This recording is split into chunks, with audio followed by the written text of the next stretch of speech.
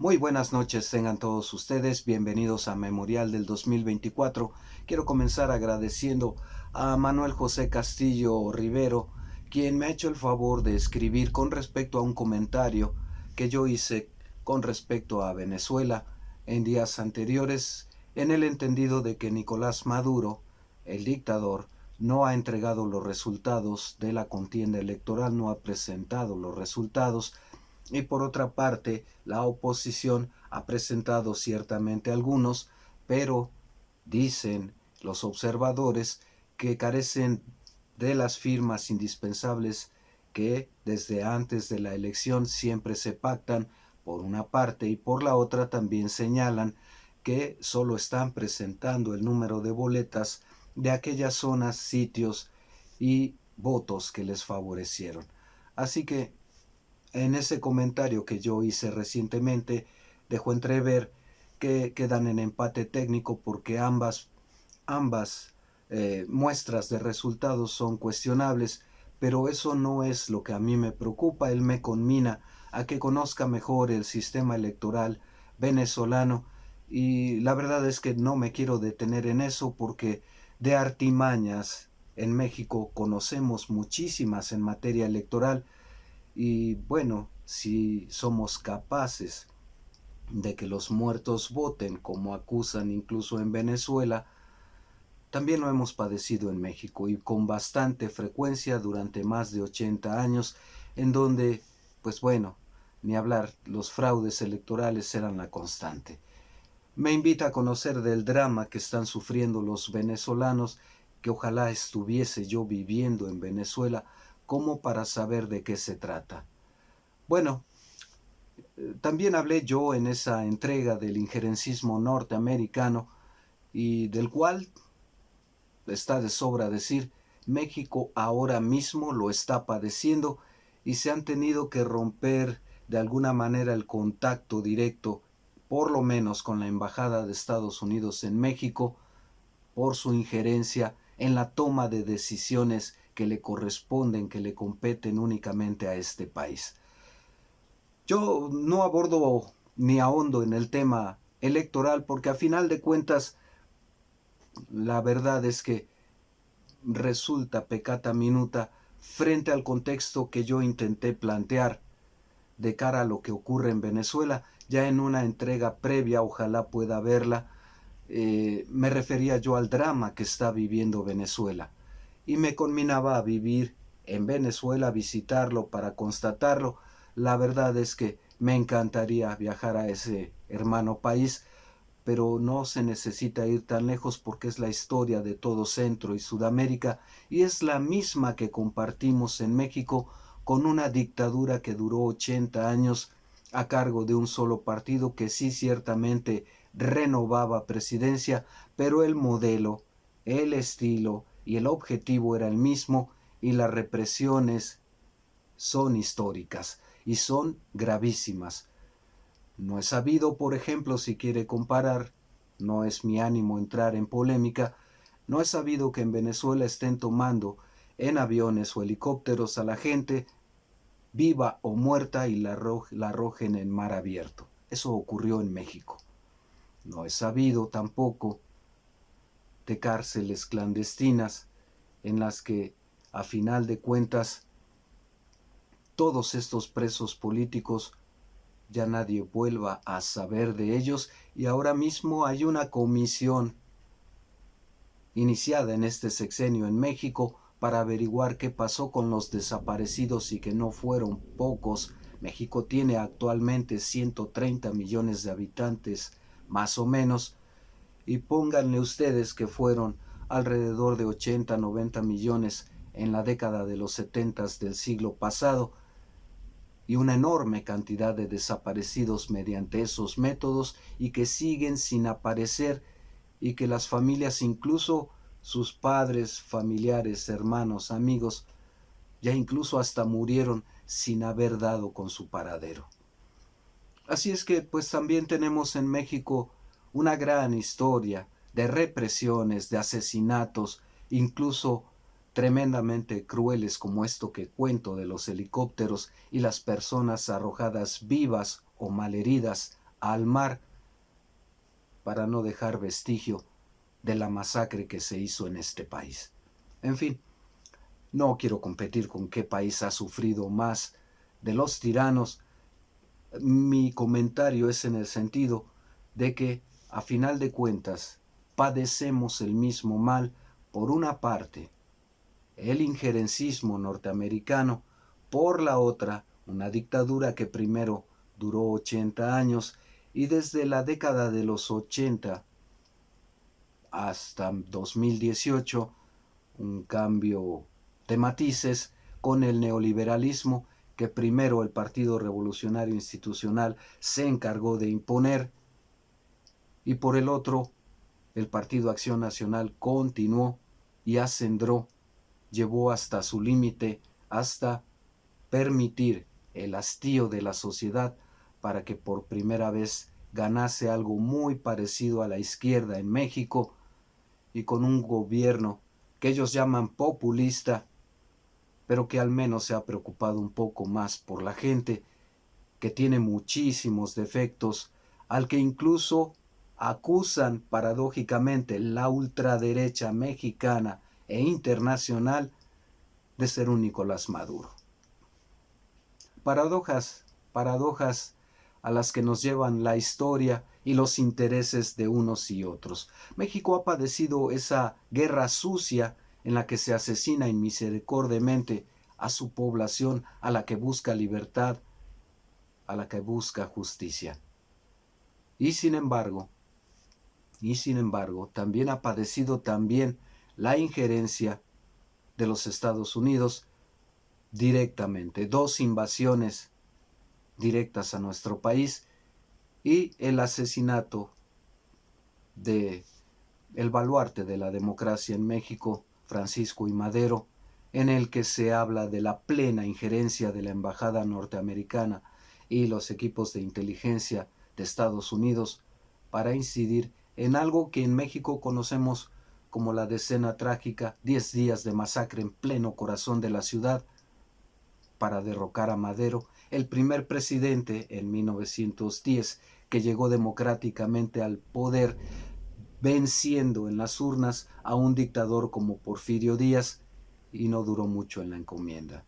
No le permitieron asentar la democracia en este país, y él no tenía experiencia como para prever todas las maldades, no solo de una clase política mexicana acostumbrada al porfirismo, a la ultraderecha, que solo ve por sus intereses, y mucho menos para vislumbrar que Estados Unidos ya se estaba preparando para la guerra y quería tener control de lo que ocurría en la sociedad mexicana.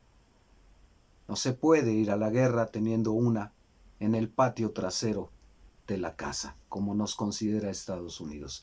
Esos paralelismos entre México y Venezuela creo que son incluso muy similares a lo que ocurre en Centro y Sudamérica, y a lo que yo me refiero simplemente es que, bueno, más que el problema de un voto, si tiene la firma, si se han presentado los resultados, el problema de fondo, y lo he insistido cada que abordo el caso Venezuela, porque es lo mismo que le ocurre a México, guardadas las proporciones, el número de población y las circunstancias, el hecho del injerencismo norteamericano, el intento de doblegar a nuestras instituciones y la eterna lucha norteamericana por poner a un incondicional en el poder.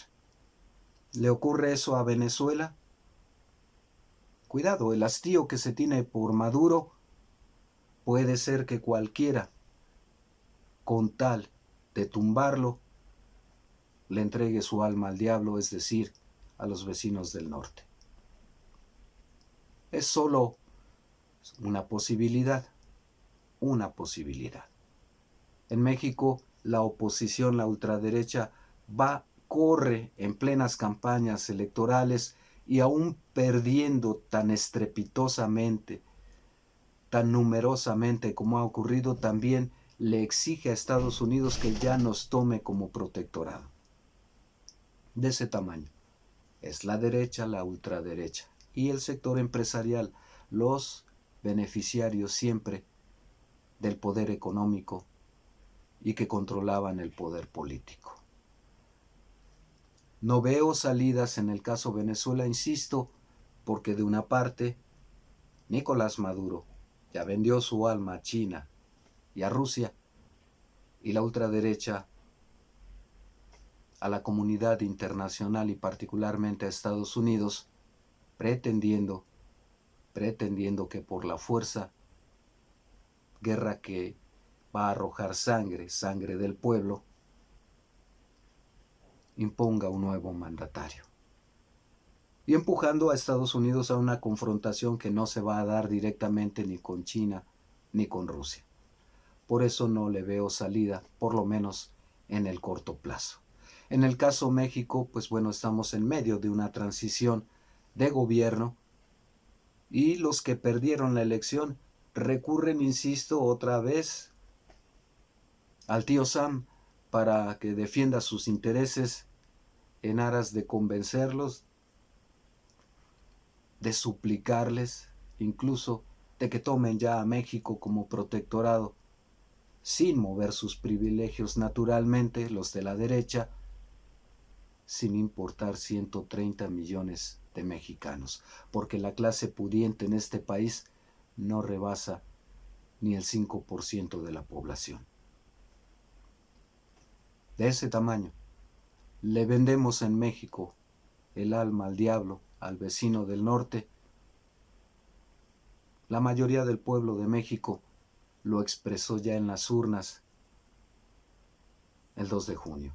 En el caso México, a pesar de haber ganado 2-1 en el proceso electoral, la derecha sigue insistiendo en que hubo fraude, que este es un tirano, que es un Nicolás Maduro, y recurren a los poderes fácticos, los medios de comunicación formales, radio, televisión, prensa escrita, redes sociales naturalmente, y recurren también a la injerencia norteamericana y campañas vinculando al presidente y a la presidenta electa, Claudia Sheinbaum, con el narcotráfico. Y recurren sobre todo al último vestigio que aún les queda por poco tiempo, que es el Poder Judicial Federal. Recurren a la Corte para que eche por tierra la elección del 2 de junio, a pesar de que obtuvo el doble de votos Claudia Sheinbaum que Xóchitl Gálvez.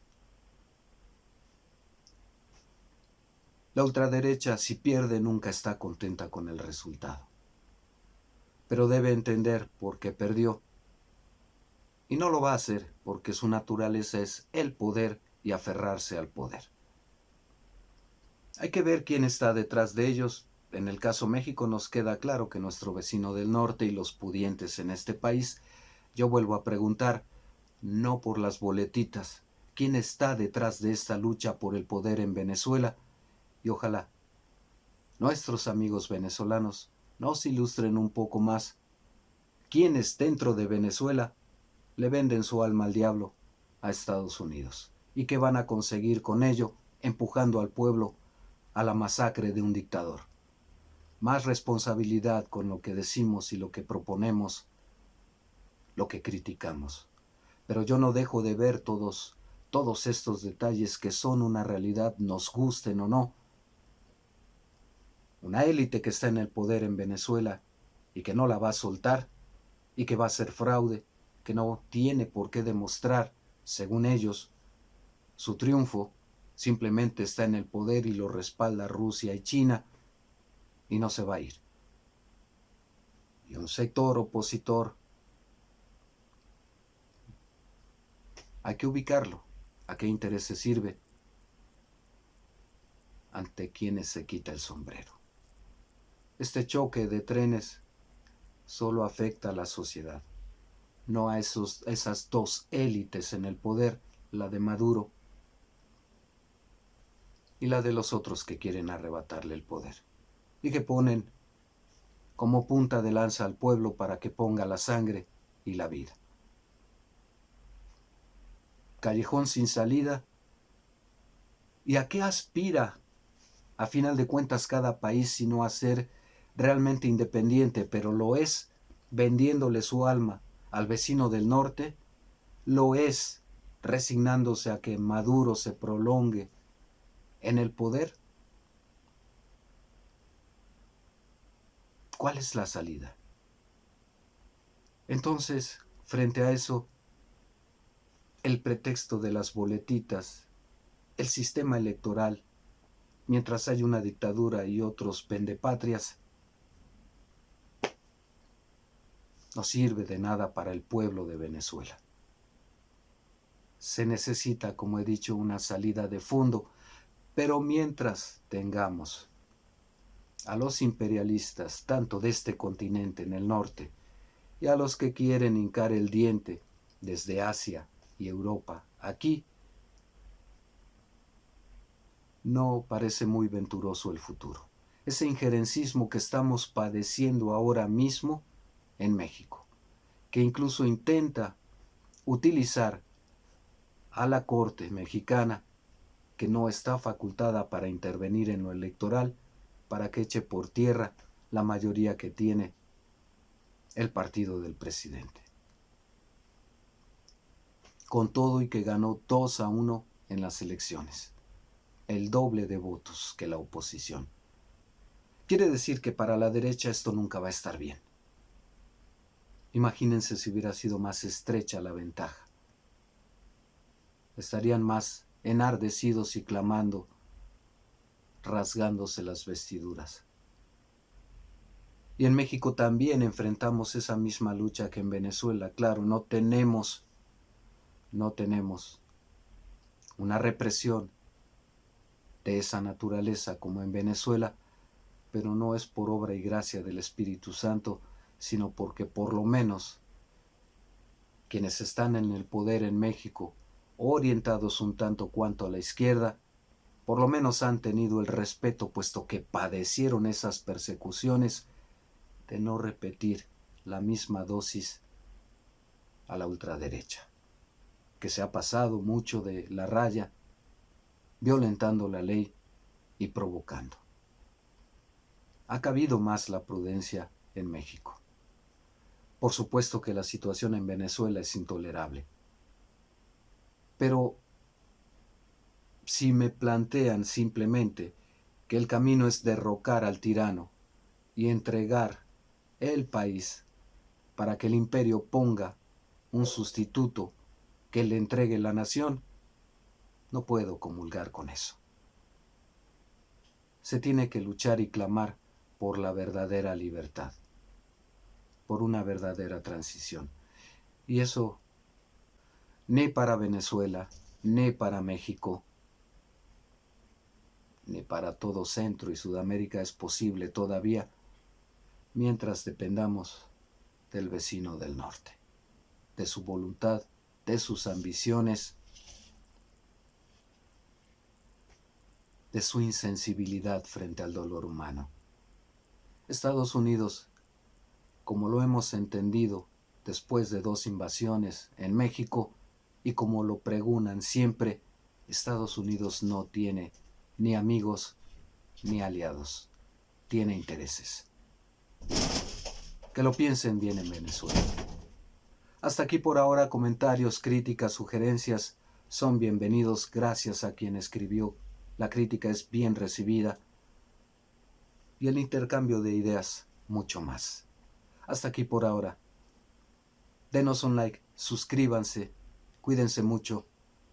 Hasta pronto.